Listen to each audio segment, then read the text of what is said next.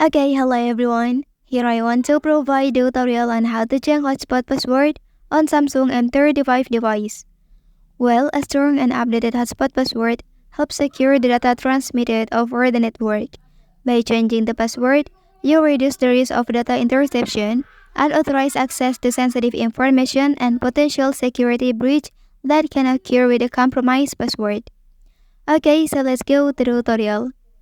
To begin, access the settings on your device. Okay, within the settings menu, navigate to the connection section.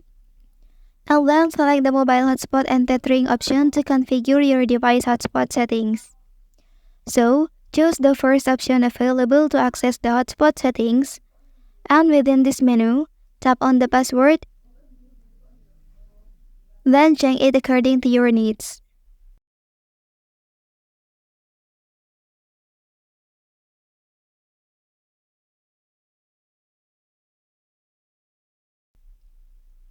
Okay, when finished, you can click Save button to apply the changes and ensure that your hotspot is secured.